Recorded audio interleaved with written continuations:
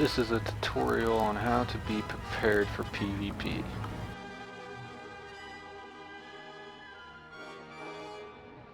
First thing I'd like to mention is TOON level.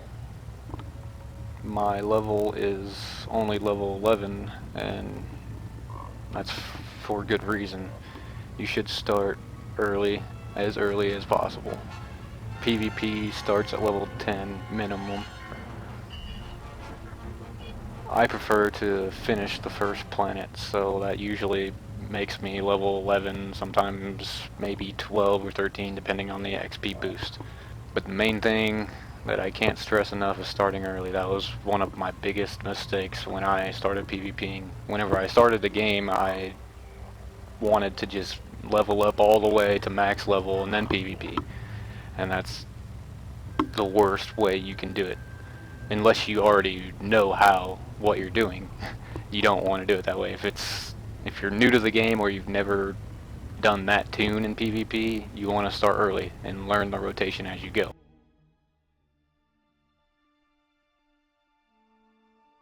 Next I want to talk about the HUD layout. This isn't extremely important, but it does help if you set up your HUD. Mine, I didn't make a whole lot of changes. I'll just name the main ones here. I used my operations frame for all my group types. That way it's just easier that way. So I deactivated the regular group windows.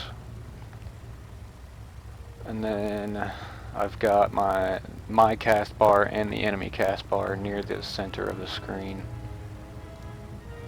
for obvious reasons. Makes it easier to watch them. But yeah, that's for the most part, those are the main changes.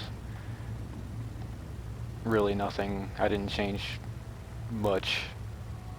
Like I said, it can help. I've got multiple HUD layouts saved. This is my DPS setup. I've got a heals and tank setting as well, which is basically the exact same thing other than it moves my ops frame closer to the center of the screen so I can see friendly health easier. But yeah, just personal preference, it really doesn't matter however you want to set it up.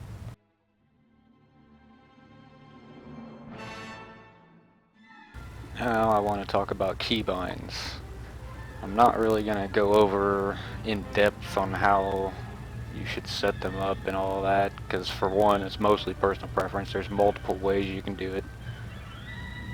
My way of doing it is I've got a gaming mouse, and I basically use that for all of my keybinds because it's got a 12 button thumb pad. It makes it insanely easy. But there's also, I know people that don't have gaming mice, they use their keyboard and do keybinds on it around their movement keys, obviously. I mostly just want to stress that you should be using them regardless of what kind of equipment you're using. Keybinds are essential to PvP. For PvE it ain't so bad if you're a point and clicker, but in PvP it's too fast paced.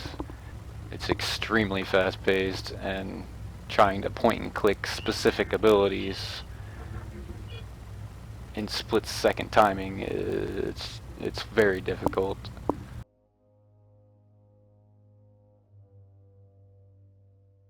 Next I'm going to talk about gear and the bolster system.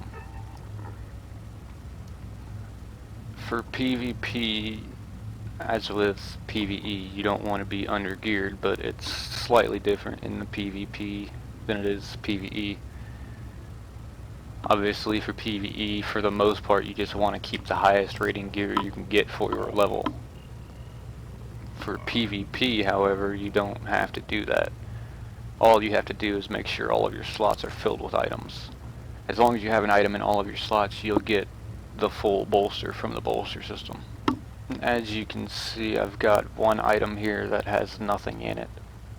Those will not help your bolster. You want to make sure it has stats. That was just for getting to level 10, because they give you a little bit of armor.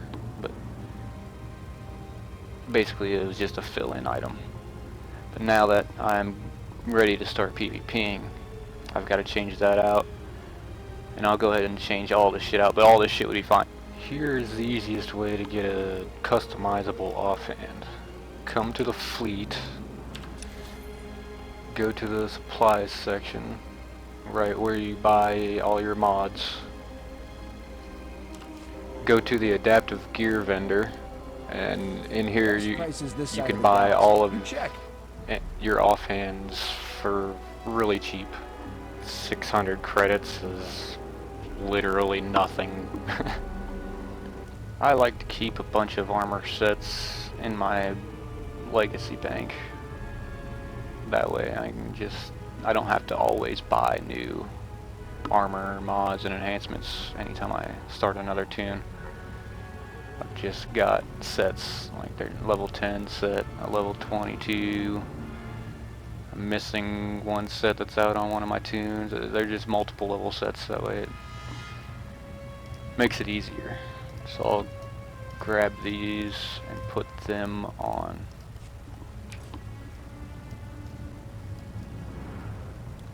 And then you'll probably note that I'm still missing my ear piece, implants, and relics.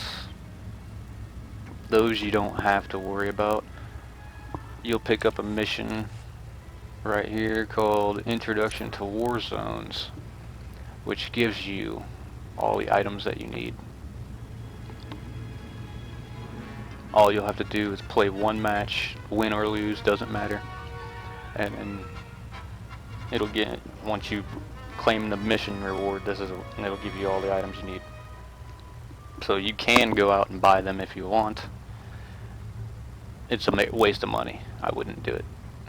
So yeah, basically make sure all your items, if they're customizable, have something in them. You don't want an empty item.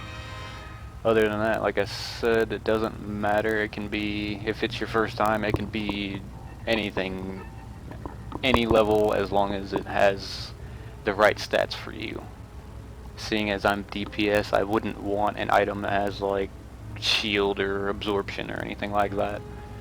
So as long as the item has the right stats for you and it has stats in it, it's good to go. The bolster system will take care of you.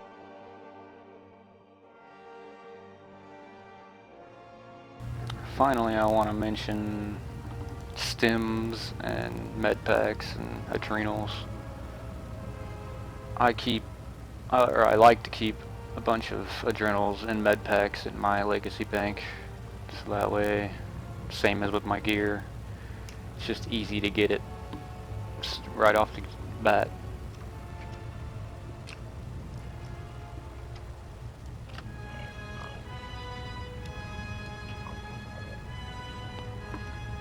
Having ADRENALS and MEDPACS right from the get-go is an advantage for obvious reasons. But I also want to mention STIMS. You can use the highest level STIM in the game once you're in a war zone. As you can see now, it's grayed out. It won't let me use it now, but as soon as I get into a war zone, you'll see those STIMs light up because you're level synced to max level, which then obviously means you can use the highest level STIMs. And that's one thing, it seems a lot of people don't even realize that, because I notice a lot of people don't use STIMs in low levels. That will end this tutorial. If this helped you in any way, be sure to subscribe to my channel for future tutorials. I do plan on making tutorials on everything from each individual map, on how to play the maps, right down to each individual advanced class, assuming I can play them good enough, because I'm not going to claim to be the best player in the game.